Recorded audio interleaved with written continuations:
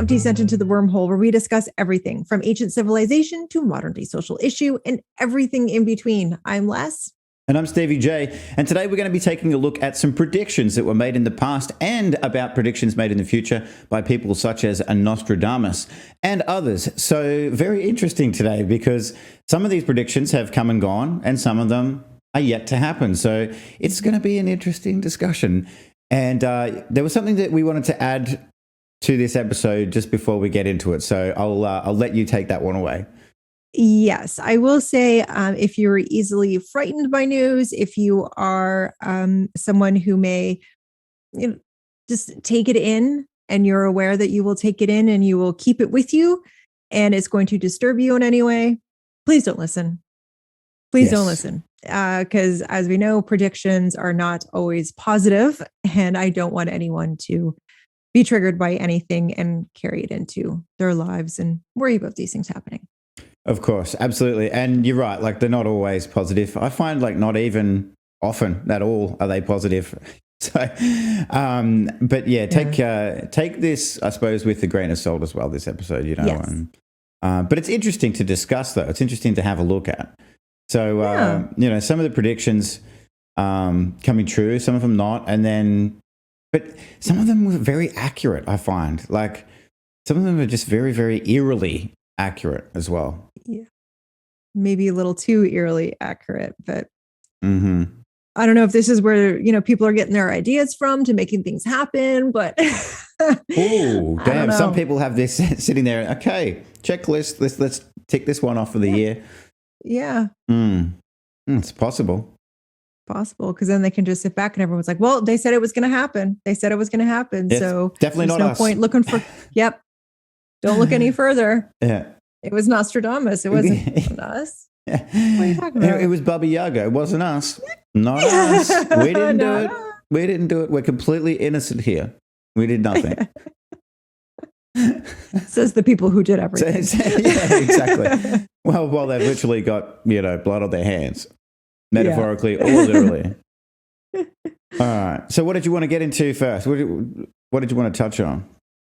Well, just to kind of get into it, I was thinking we could go into Nostradamus's predictions from 2021 that came true so far. I think that would be good because now the thing is with Nostradamus, you really do have to take it from where it's coming from. He never came out and flat out said things were going to happen. Yeah. You had to kind of read between the lines of what he wrote. Yes. And it was interpreted that way. So, when it comes to these things, you can take anything that happened in the world to anybody and you could tie it to an event. Yeah. So we just want to keep that in mind as we go through. But some of them are, no, that's what they meant. Yeah. Yeah. Some of them that's exactly what they meant. So who was Nostradamus? That's really a good question because for the most part, I feel a lot of people do know his predictions, but who the hell was this guy? And why are we listening to him? Is really the question. Well, that is a good question. A fantastic one, actually. And lots of people have heard Nostradamus, and he's a name that gets mentioned, I feel, a lot in pop culture too, like so in movies and stuff. Somebody will be predicting the future and the comment will be, what, do you think you're Nostradamus or something? So his name gets bandied around a fair bit. But there's a good little description here of who he is. So I might just go through that. That sounds good. So Michel de Nostradame, I think that's how you say it, 1503 to 1566, that was when he lived, was a 16th century astrologer and mystic whose cryptic writings have fascinated conspiracy theorists for decades. Better known as Nostradamus, he penned hundreds of supposed prophecies about the future in his 1555 book, Les Prophesies, which many believe has accurately predicted everything from the death of JFK in 1963 to the Great Fire of London in 1666. The astrologer's predictions took the form of 4-lined poems or quatrains that were divided into 10 chapters called centuries.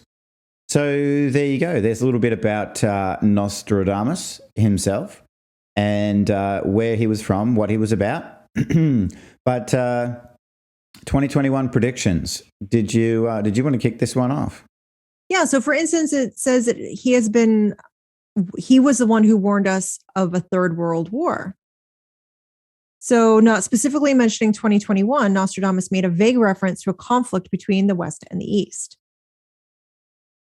Very interesting. We didn't have a world war, but there's conflict. But the thing is, there's always conflict, I feel. There is. And, one of the things is I don't often hear about it. That's the thing. But there was some discussion in 2021, and this is the thing, it's very hard to keep up with this stuff in a way, because the mainstream news is so intent on covering either a single topic or just covering things that are like, Joe Blow's bikini diet or whatever. So you don't often see what's going on. But there was talk of tensions between Korea and America, so East and West and things like that, which is one of the things that he mentions here. But one of the ones I like is the actual wording here says, the East will also weaken the West.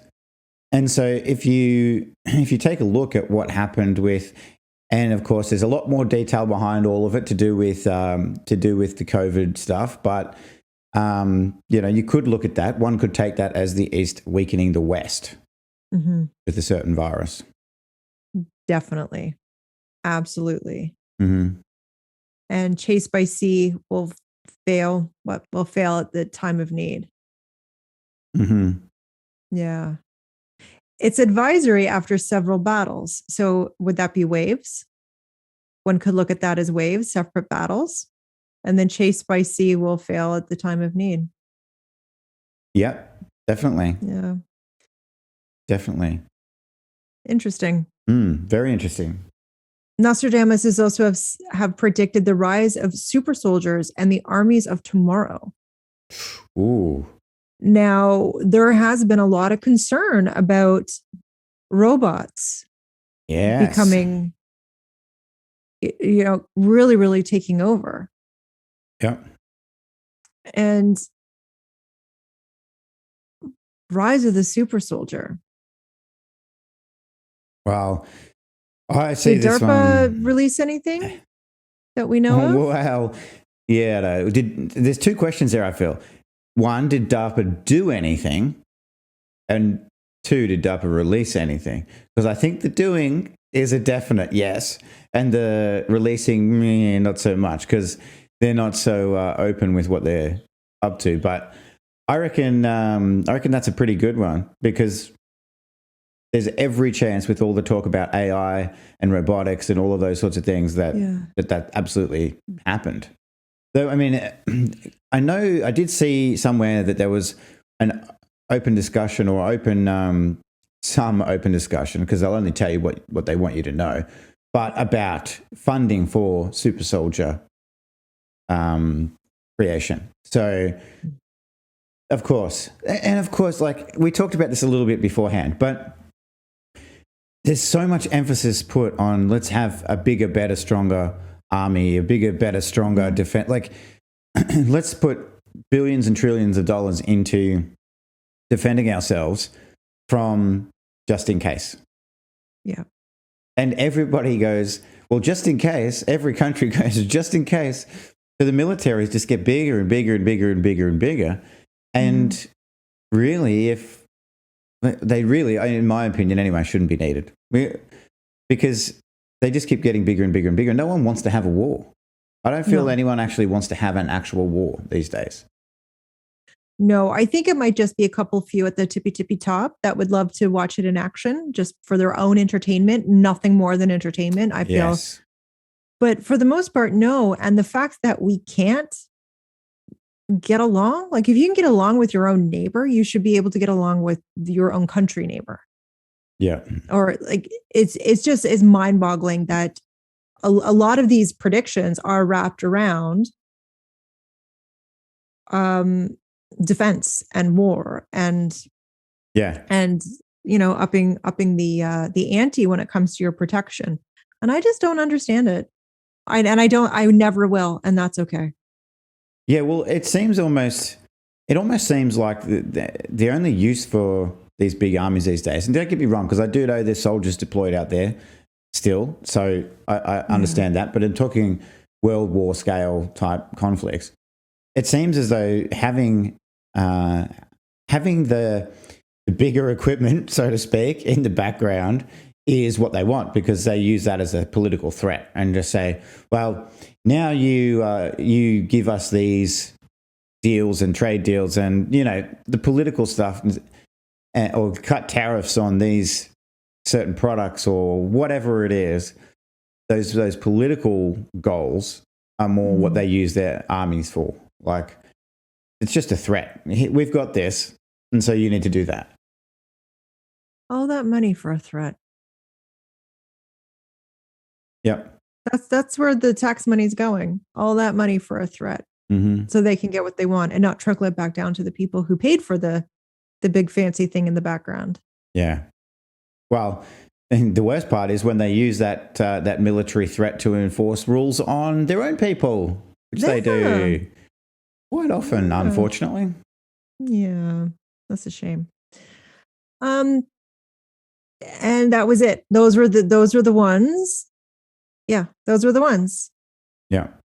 And so really, like, it is, and it says here, ambiguous and wrong translations, creative interpretations, hoax writing, fictional accounts, and the breaking of non-existent codes within his quadrants all contribute to a vast body of work.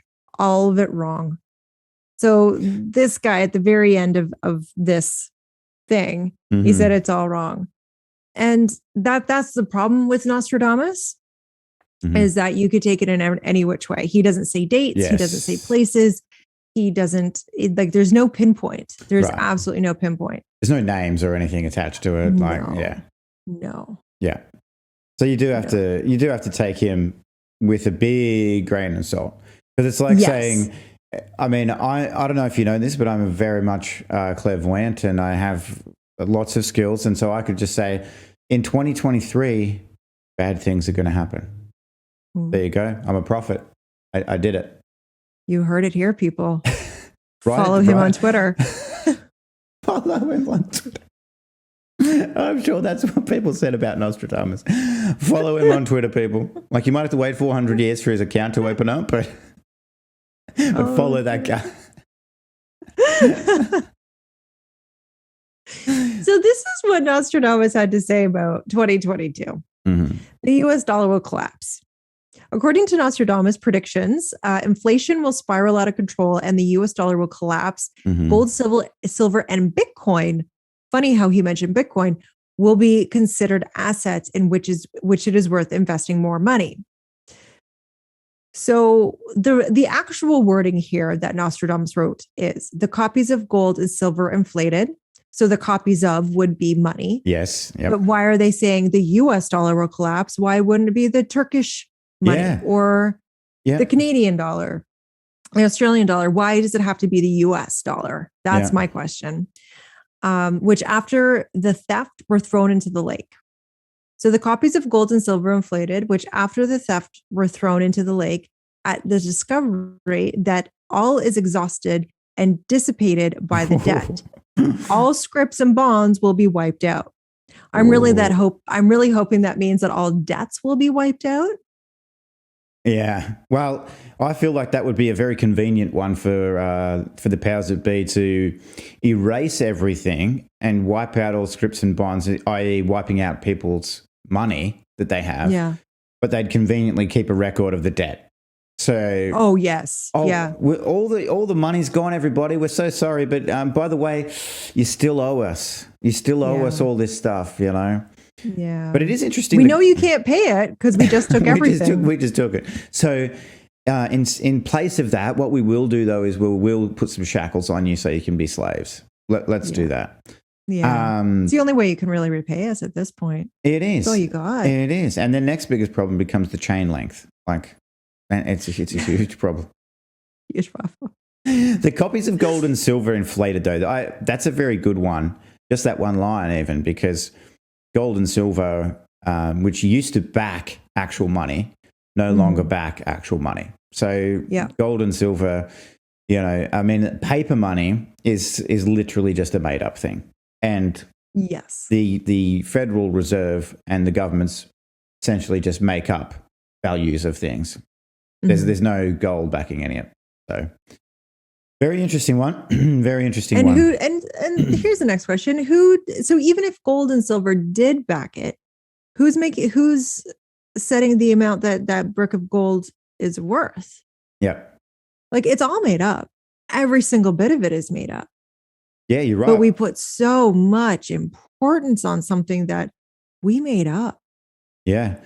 Well, that's just it. Why? Good point. Like, why is a loaf of bread less valuable than a bar of gold? Yeah. You can't eat the gold. No. You can't, I don't know, wash with the gold. Well, maybe you can. No. But you can't. Oh, I've washed myself in gold bars before. Yeah, how did it feel? In my bath of crystal. And how was that?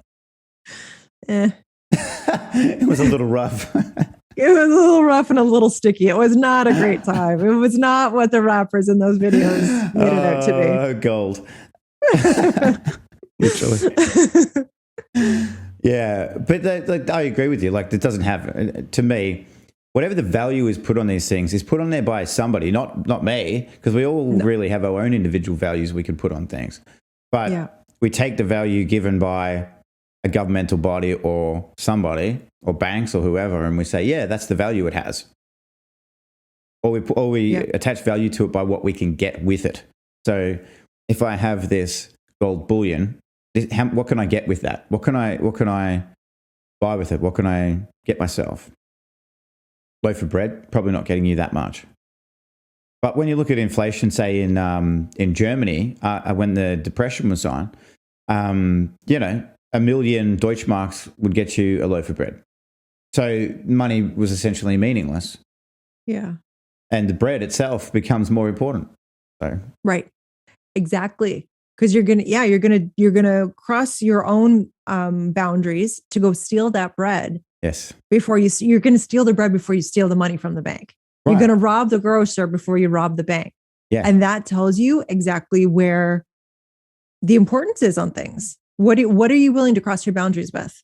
Yep. To get that thing that you need in order to survive. Exactly. It wasn't the money. No, not the money at all. Like you didn't see people roaming the streets, breaking into banks and start eating money. Like that didn't happen. It's not an actual need that we have. Yeah. So that's very interesting though. And number 2 on this predictions list, Putin will be assassinated in 2022. Okay. Russian President Vladimir Putin has survived at least 5 assassination attempts. In 2022, he will die on a stormy night when he will sail on the sea and will be struck by lightning. Okay, now that's very specific. So what Nostradamus said was the great man will be struck down in the day by a thunderbolt, an evil deed foretold by the bearer of a petition. According to the prediction, another falls at night time. Conflict at Reims, London, and a pestilence in Tuscany. Now, when it says on a stormy night, he will sail on the sea.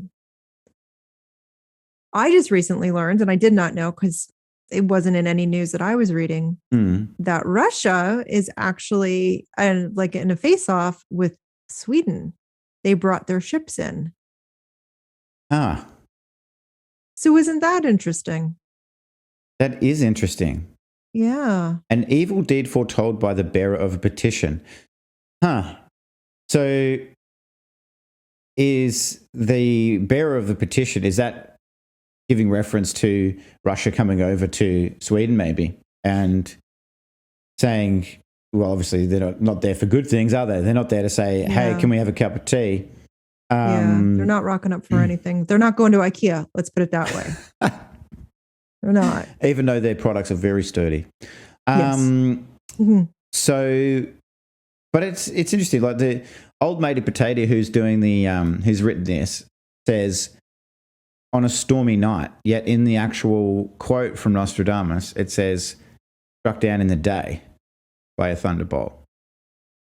So not sure if he just, I don't know, misread that or something. I'm not sure, but maybe to put his own little, twist on it. On a dark and stormy night, Putin rides in on a submarine and lightning takes him out. Putin's I don't know. literally on the front of a submarine, riding over to Can Sweden. you see it? Yeah. Can you see it?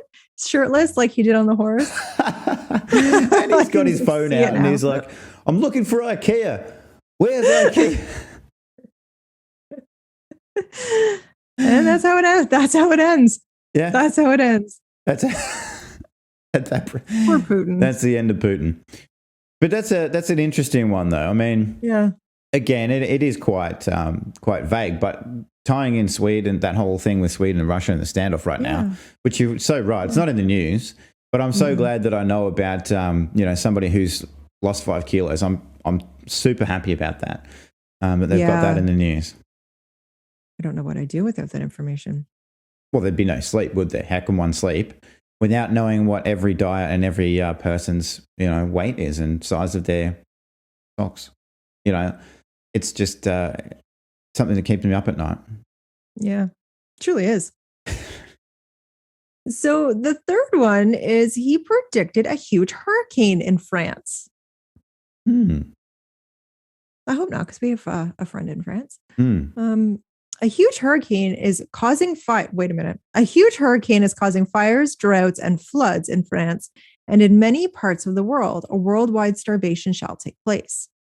So it said the cities of Tours, Orleans, Blois, Angers, Reims, and Nantes are troubled by sudden change. Tents will be pitched by people of foreign tongues. Rivers darts at rains, shaking of land and sea. Okay. That could be an earthquake. Well, that could be so many things. That's what I was just thinking, shaking of land. I mean, that sounds like earthquake, but yeah. Do they get hurricanes in France? I would have thought the weather wouldn't facilitate a hurricane. I don't think France. they do. I don't think that they do. I mean, he's not sure what the weather is like there. Like maybe a little rainy, but nothing hurricaney. Yeah, I guess the hurricaney. That's a good word. I like that. The other one that mentions there though is Orleans, and I mean you could say New Orleans in America because they definitely do get hurricanes, but I mean that would be drawing a fairly long bow, I think, to take something written in the 1500s before America was discovered by the people who live there now, and but I guess you could do that. I mean, maybe we'll see something happen in France, but I feel like there's these things sort of take place across the world all the time. Actually, like we have bushfires here just about every year. We've got, I mean, drought's an interesting word. I mean, there's because often people, at least here anyway, they associate drought with like a really long 5-year, 10-year drought. But I mean, a drought could go for a few months. Like it hasn't rained for a few months. It's a drought. And floods, floods are the same as well, I guess, they happen all over the place.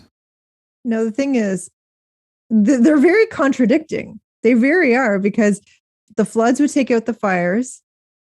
And the floods would, like, there's a drought and a flood. Well, which one is it? Yeah. So, and I understand you saying like a worldwide, but worldwide starvation shall take place. Yeah. The only concern I have about this starvation thing is the supply chain issue, that we can't get the trucks to the stores. Yes. Yeah. Because of their own mandates. They can't get the trucks to the stores. Yeah. We don't have it, like, because you've explained it, we don't have a shortage on food. We have a shortage on the drivers to get the trucks with the food in it to the stores. Yeah, that's right. Like, and I wish Nostradamus told us something about this, but I still and will forever never understand why toilet paper was flying off the shelves and has been flying off the shelves in relation to COVID. I have no clue, and I never will. But who started that? Was it Nostradamus who started that? He said into 2021, 2019, buy your toilet paper. We didn't look at 2019. Maybe he did. Said buy it all up. You will need a whole lot of toilet paper for a cold. You will need a whole lot of toilet paper for a cold, and there will be none. So but it's kind of funny because, like, the warehouses. So production of toilet paper is good, all good. The warehouses where the toilet paper passes through. So, it comes over, if it's from overseas, it comes on big ships, comes off containers, go to the warehouses, they get unloaded, and, rows and rows and rows and rows and rows of toilet paper are there. This is using toilet paper as an example because that's one of the stupid things that's been flying off the shelves. So the toilet paper is sitting there. And then the next thing you need is a truck to come and grab it and take it to the shop. But when those drivers have been told, oh, you're not allowed to work, we don't want you. You haven't done what we told you to do. You haven't complied with all the mandates. Whether it's good for you or not, that's irrelevant, but you haven't complied with this, and therefore we don't want you. And then next minute, there's nothing on the shelves because it's all sitting in the warehouse and it can't get from the warehouse to the shop. So there's no, like you said, there's no shortage. It's just there's nobody to take it from point A to point B because of these mandates. And now the other thing that's silly with, especially my country, is they're saying, oh, geez, we really need, especially after closing the borders for 2 years, they're going, geez, we really need to get some backpackers in here to fix up this worker shortage. And it's like, well, okay, that's fine, but why don't you just employ the people that you said you didn't want, the people that you actually fired before, employ them. I never even thought of that because they are waiving the visa prices for backpackers because they say come work because they know they're vaccinated. They have to be vaccinated to get in the country anyways. Yeah. So they're getting what they want. Yep. And they get to pay it cheap. Yeah. And it's another I'm form sure of... backpackers don't make a lot of money. Oh, yeah. But you know what? Like, and this is the thing I find very silly about all of that is that, it's a work, they come in on work and holiday visas. How much work are they really doing? I would only work when I absolutely had to. Exactly. And that's what backpackers do. They don't work like 9 to 5 or, 12-hour days to, keep the grind going. No, they might work here or there for a few hours just to make a few bucks. And the rest of the time they're holidaying. So, A, they're no less risky than just a general tourist. And B, they're probably actually generating less money for the economy because tourists will actually bring money in, like actual money into the country from somewhere else. So anyway, I think that's really, really stupid. But it is. The starvation thing is, again, but it's also a chicken and egg situation with the whole supply chain and stores and stuff like that, because the bullshit mainstream media, especially here, will go to a store that has run out of toilet paper. They'll take a photo of those empty shelves and they'll blast the biggest headline across the country saying, there's no toilet paper. And then what does everybody do? They go, I got to run to the supermarket and I've got to get some toilet paper. Yeah. And so it's a chicken and egg, and then it just becomes a cycle. Whereas really, if everybody just shopped as normal, no change, there would be no problem. But they don't. Right. People are panicking.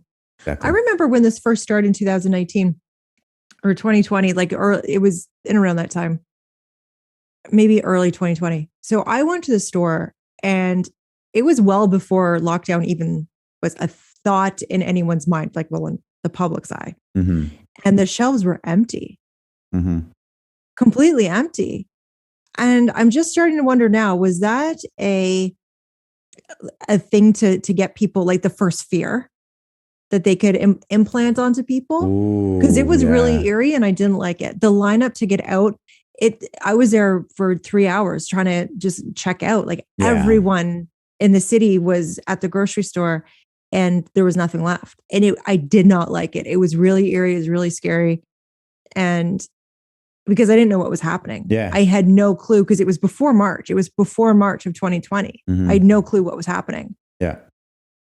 And I feel like you're right. I feel like you're right. Like that is the first little insertion of fear. Yeah. And it worked. And it worked. Yeah. Yeah. Worked for this girl.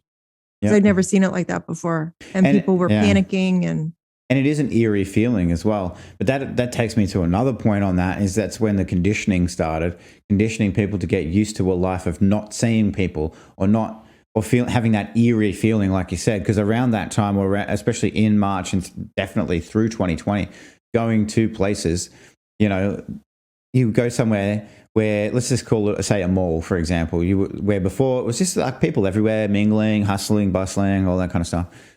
And then you go there somewhere like that and there's nobody there. And it's like, this is very eerie.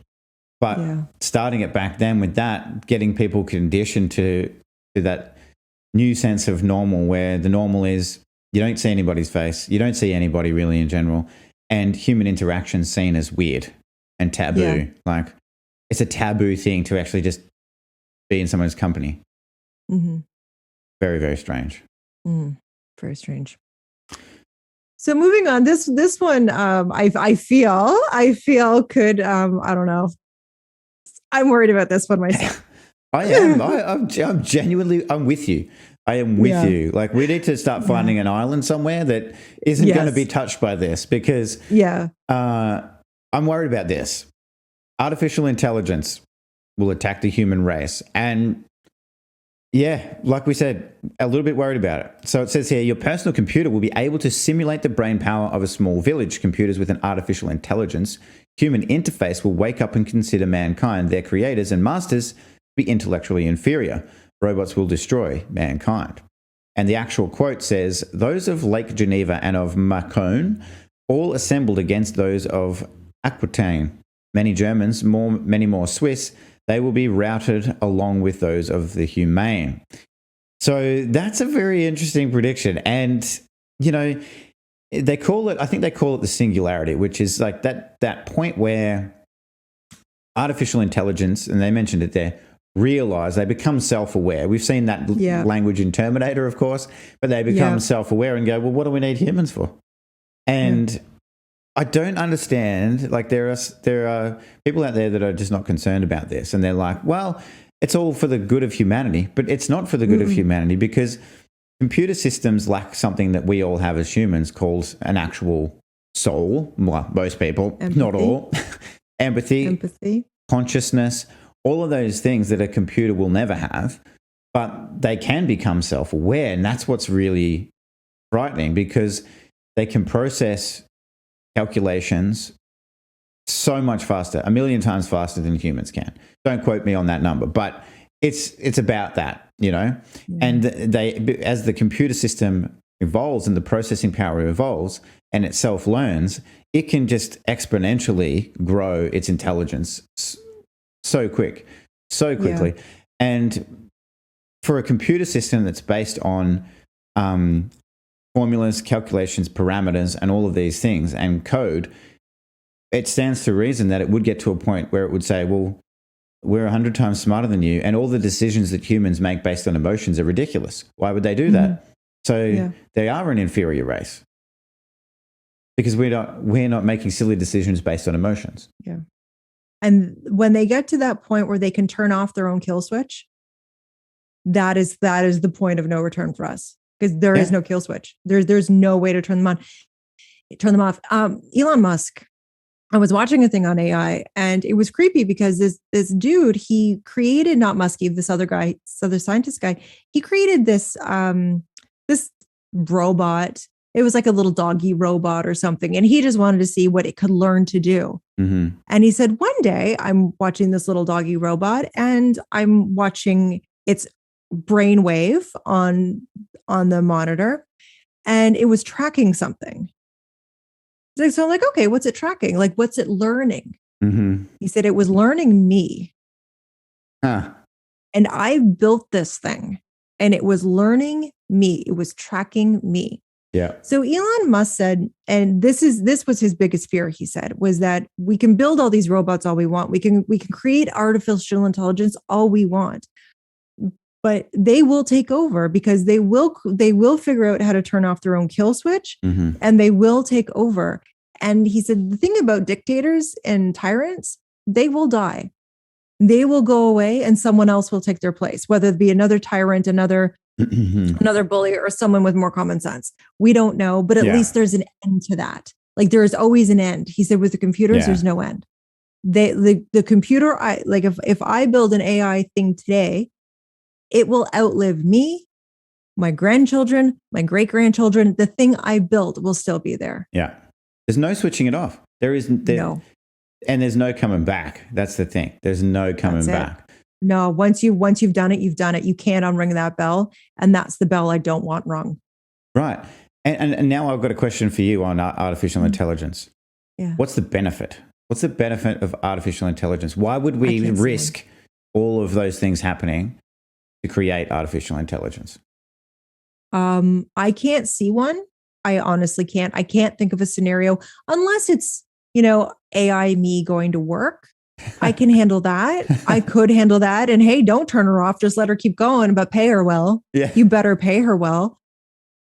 Yeah. That would be the only thing, because they're going to take away jobs. There's no good reason unless you're looking to build that super race.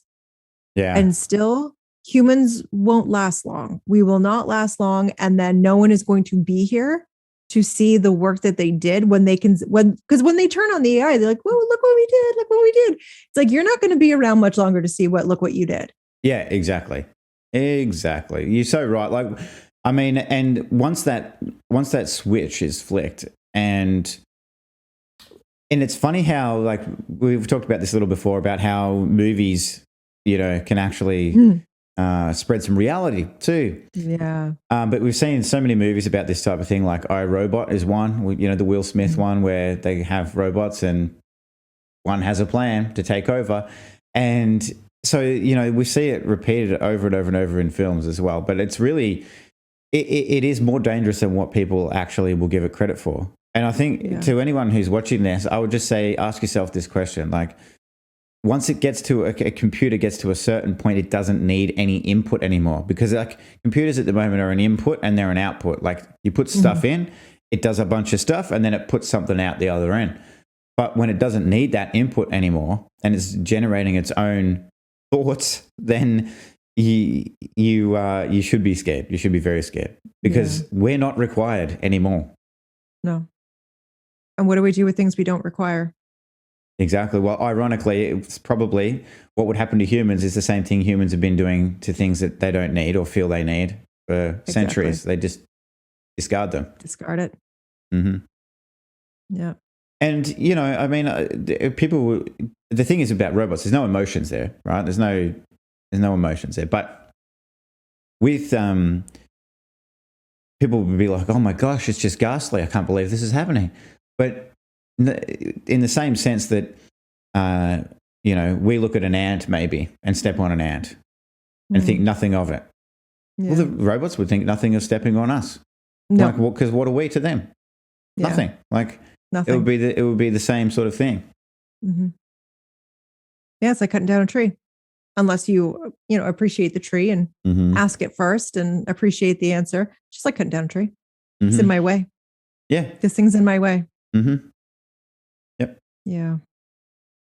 Interesting. Very interesting. I feel like we're going to get into another episode on that one for sure. Yes, we will. We definitely will. So the next one is an explosion in the Mediterranean Sea east of Minorca Island.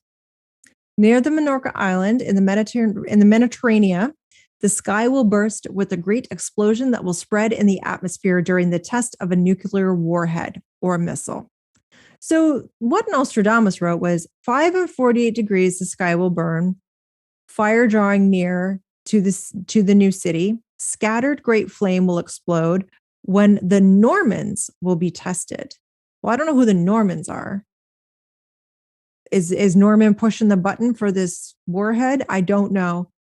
See, that's where I get confused. Like, none of that tells me, that would tell me an asteroid's coming, actually. 5 and 40 degrees, the sky will burn. Yeah, I mean, to me, that doesn't say anything about the Mediterranean. No. Doesn't say anything about Majorca. No. It does say flames in the sky, burning sky, stuff like that. But yeah, I agree. Definitely. And it also says scattered great flame, which would to me, that sounds more like an asteroid because it has bits. Yeah, multiple bits coming off it. It has, the big asteroid and then other bits coming off. Yeah, that's exactly my thought. That's what I saw too when I said it. And Now, I wonder if the Norman, because this is when the Normans will be tested. So a test of the nuclear warhead. Like, we just need to figure out what a Norman is, according to Nostradamus, not according to the person who wrote it, who interpreted it. Well, Nostradamus was European and close to France. And then there's a place called Normandy in France. And so maybe he's referring to the Normans of France. Normandy. And remember, before there was France is going to have a hurricane as well. Yeah. So. Oh, well, now it's all tying together. Sorry, France, you're screwed. You have asteroids and hurricanes in France this year. Sorry. Eek. Eek. Yeah. Oh. So this next one is a little concerning because in my news feed there have been warnings about this, and a certain movie that just came out. Yes. Going back to the movie scenario where they tell us things and then get us normalized to it. There's a lot of in the movie. There's fortunately or unfortunately, there's a lot of reality in movies as well. Even when they're fictional. So this one, asteroid shower will destroy Earth. Diomedes meteors of 14, December 2022. Now, this is what he said. So there's no preamble by the other guy. Oh, okay, it's below, but hang on. Let's do the Nostradamus version first. Very near our Lectura and Miranda, a great fire will fall from the sky for 3 nights. The cause will appear both stupefying and marvelous. Shortly afterwards, there'll be an earthquake. And then it goes on to say, the quatrain above indicates an asteroid shower befalls the planet. If a big enough rock falls into the ocean, it could cause giant tidal waves that engulf the land and cause major disruption. An earthquake would also cause tsunamis, and untold damage could be caused by rising seawaters. Very interesting, especially, like you said, as it relates to the movie that came out this year on Netflix. Well, I watched it on Netflix. Yeah, me too. Don't Look Up, with great cast, actually. Leonardo DiCaprio. Yeah, it really was. Meryl Streep, Jonah Hill, Jennifer Lawrence, like really, really good cast. But hilariously close to this as well. But for me, like that Don't Look Up was just such a good comparison, or look into how things actually work. Because, so basically the premise of the movie is there's an asteroid coming. They discover it, scientists discover there's an asteroid coming towards Earth, and it's an extinction level event. Like, it's big enough to wipe out the world. And they go see the president, and they're like, okay, so there's 100% chance that this is going to hit Earth, and it's an extinction level thing. Yeah. And the president's like, are we sure it's 100%? And he's like, well, it's 99.98% or something. She's like, so it's not 100. Let's call it 70% then. Yeah. Just no big deal. No big deal. No big deal. But that's how I imagine it actually being in reality with a lot of this stuff. Yeah. And recently, like in the past week, there have been a lot of, now, and here's the thing, it's journalism. So how much of it is true? I don't know. I don't know any astrologers. If you are an astrologer and you know something, please let us know. There are a lot of reports of these things, but they usually come in waves. Like, you'll hear about it, then nothing, then they'll never come back and say, ooh, tee, we were wrong. They'll like, the news story will just go away. Like, there's never an explanation of why you just, did that to people. There's no explanation, but there has been a lot. So, yeah. And I don't know if it was because I just watched Don't Look Up, that maybe that's why maybe my phone heard it. I don't know. Well, and now it's bringing up all these articles. Maybe. Well, Google is listening. That's for sure. But they are. I just love Google. I just love your apology sound there. I want to see more tee moments from all of these politicians and media people. Well, it's better than bloody silence. Oh, so much better. I'd love to hear tee from everybody all the time. It'd be so good about all the things they got wrong. The universal, we fucked up. Yeah. Or now there's universal language, and now there's a motion of your actual hand as well. So that's right. That goes with it. I love it. I love it. But it's so true, because like in this movie, they get told about the end of the world, and these politicians are like, how's it going to help us poll? Like, how are we going to do in the election? And it's like, you're missing the entire point here. Like, everybody's going to die. Yeah. Like, there will be no election. Yeah. Like, what don't you understand about that? There will not be an election. Yeah. How can we make money off this? But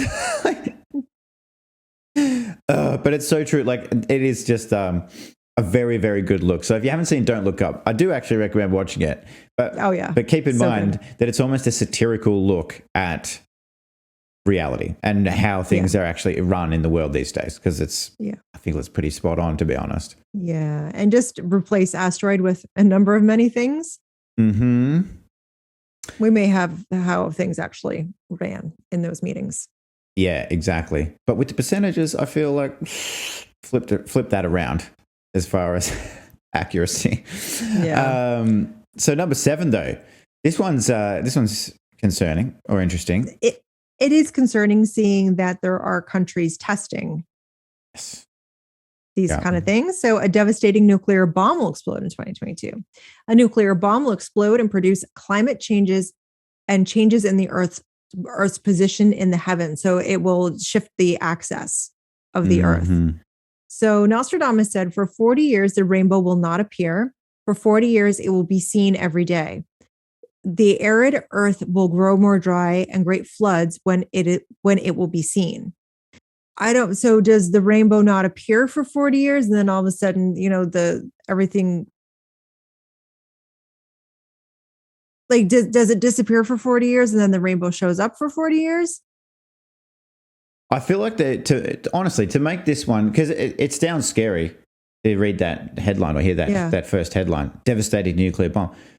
But I feel like whoever's been writing this, on this kind of these ideas based off Nostradamus's quatrains, has been putting, and especially in this instance, putting their own or projecting their own thoughts into it, because thoughts and fears.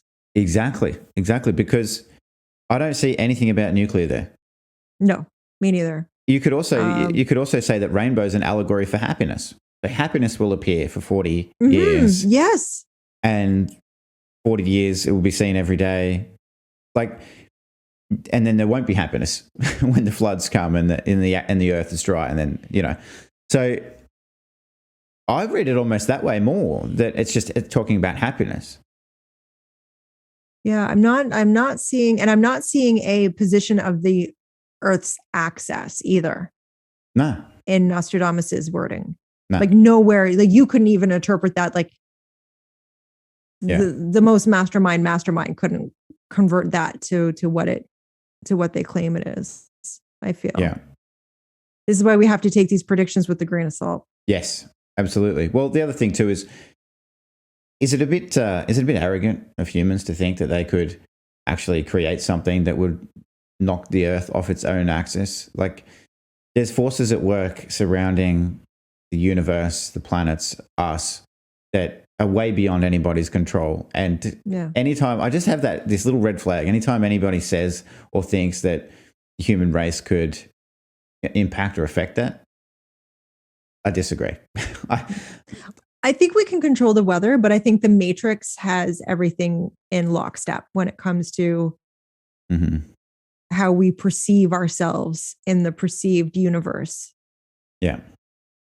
Well, is it, going down that rabbit hole for a minute, like, if the weather, if they've developed technology to control the weather, what are they actually controlling? Are they controlling an actual real reality, physical reality, or are they just controlling perceptions of what's happening?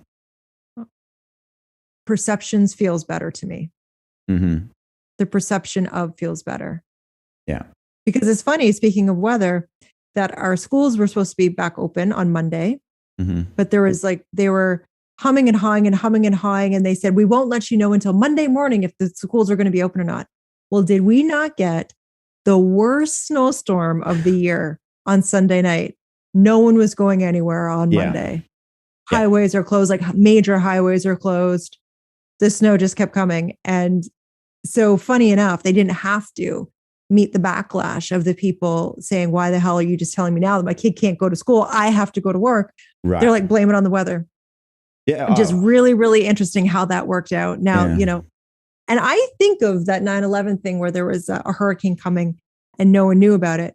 Yeah. Because I'm convinced, and I could stand alone on this island and I'd still be convinced that they controlled the weather that day. Mm-hmm. So I keep going back to that. Whenever something weather happens and it actually benefits the government in some way, I'm like, what did you do? Yeah. How did you do this? And what did you do? Yeah, I agree with you 100%. Like, I actually never knew for years about that hurricane. Never knew. Nope. About it. It wasn't until we were doing our investigation. Right. And normally when you see, when there's a hurricane approaching, especially the US, you see it blasted on the news everywhere. You know, yeah. Hurricane Katrina, Hurricane Andy, Hurricane whatever is on approach, 5 days out, 4 days out, 3 days out. But nothing was mentioned about the hurricane of 9/11. And the other thing I should mention too is, or we should mention, is that, because I'm with you on that island, and if we're alone on that island, that's fine. But that's cool. they have talked about technology that can control the weather for a long, long time. And as we said earlier in the episode, like, what are DARPA really going to share with the public? What are government agencies really going to share with the public? Nothing at all. No. So, you know, I'm with you on that. I am with you for sure. Yeah. And so moving on to the next one, though, is 3 days of darkness, which is, let's just see what this says. The year of 2022 will bring destruction, followed by peace. A darkness of 72 hours will precede peace.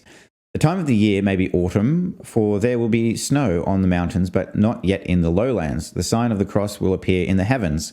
The war will end as quickly as it began, and a natural phenomenon will end it. The last battle will be near Cologne, so France again, and it will be won by the West. No more modern lifestyle with its conveniences will exist after 3 days of darkness. Whole nations will vanish. 2/3 of mankind will be abandoned by God. You know what we're not seeing with this one? The most terrifying one. Mm-hmm. What's missing with this one that all the other ones had? There's no fear around it. Nostradamus' wording. That's right. There's no. All the other ones were based on his quatrains, his poems, his little things. But this one's just the dude. Yeah. So where did dude get this from? That's my question. I don't know. And what's he like? Because this one's a little terrifying. Right. You know, whole nations will vanish.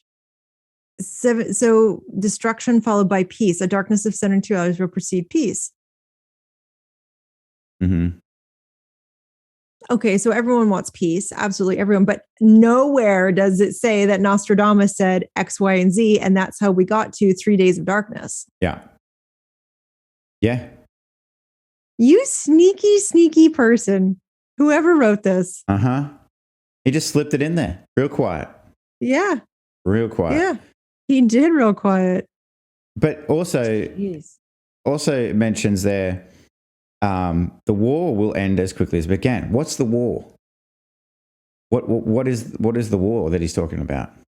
Well, you could talk about political wars. You could talk medical wars. You could talk the war with your neighbor. It could be anything. It could be any war. Mm-hmm. What war? And again, they really do hone in on the US. Yes. Like, yeah, there was France and everything, and Turkey and Sweden and Russia, but they really do hone in. Like, why is it the US dollar collapses? I'd love to know. Well, but the US dollar, geez, it frustrates me. And I'm with you. Like, well, because it controls everything. Yeah, that's right. Because it's the petrodollar. Like, it's the currency associated with oil. And I think that's why it gets the biggest worldwide notoriety, because, yeah, you're right, it controls everything. And for me personally, I think it's the attachment to oil and the fact that US dollars is what the value of oil is based on, because I think that's what gives it so much importance. And I do this again, like importance, because I know, I can't remember which country it was. It escapes me now, but I think one of the Saudi countries, or one of the Arabian countries, said, you know what, we're done with it. We're done with the US dollar being the petrodollar, like being the one be all and end all. We're going to create our own currency associated with petrol and oil and everything like that. And wow, geez, did that disappear quickly and mysteriously. So shut down very, very quickly so that the US dollar could remain as the one currency associated with oil. But, I suppose I digress a little bit with that. But yeah, it's the US dollar is associated with everything. And this prediction, it says it'll be won by the West. Again, a very US, a very kind of, American focused type thing where the West Canada will has win. a West too. Yeah, and an East. Yeah, we got it all. We got it all and a North. How about that? What about? I think this has been really interesting to go through, like some of these predictions for 2022, the 2021 stuff as well. But I find it just so. They preface this at the start with interpretations, and of course we've got to all of that. But I feel like, despite that, there's so many differences between what the person writing this said and what actually Nostradamus said. Glaring differences. Nostradamus says rainbow, and he sees nuclear bomb. Right. That says a lot about those two do. It's a long shot. It says a lot about the dude, and not more about the dude than it does about Nostradamus. Yeah. He needs a hug. Whoever translated that needs a hug for sure. And let's not forget that they were the ones that predicted, and it was based on the Mayan calendar as well, that the 2012 it was going to be the end all, it was all going to end December 12th, 2012. And that was the day of the spiritual awakening. So if you don't have someone who is, I feel, well-rounded in all aspects of all things, and that person would be rare to find because they would have to be tapped into everyone and everything all around them. Yeah. Because it was a spiritual awakening. That's when the Great Awakening started, was December 12th, and that's when the Mayan calendar said it was going to happen. And the automatic response was, everyone's going to die. It's like, no, your old self will die, but you will keep going. Yeah. Yeah. Interpreted wrong yet again. And that's so funny that you say that, because you're right. Over and over and over again, those things like the Mayan calendar are just misinterpreted, and someone will just go, oh my gosh, it's the end. And then spread that out to everyone. And there you go. It's the end. It's the end of things. But it's, and the Mayan calendar and the Yuga cycle and all of those accurate timescales over a large span of time are broken up into much bigger ages. And the ages don't always necessarily, like you just said there, but the ages don't always, when they change, mean destruction. Right. I believe when I was looking at that, watching that documentary on time, that it's some 100 years away for us, the actual change in the ages. But there's a 4 cycle, I think it was 4 ages in the Yuga cycle. And not every age is about destruction. Or when an age ends, it's not about destruction. Some of it is rebirth and prosperity and living in the golden age kind of thing. And there's only one that's the age of destruction. But that age isn't also... Are we in it? We are, actually. We are in it right now. Yeah. But that age also doesn't mean that everything disappears entirely. It just means that we live in an age where there's a lot of negativity, there's wars, there's famine, there's, those things happen, which are happening, and we've seen happening but it's across, I think, over 3,000 years, or it might even be 5,000 years, actually, 5,048 years or something for these cycles. So it's not like everything just disappears on one day, gone. Right.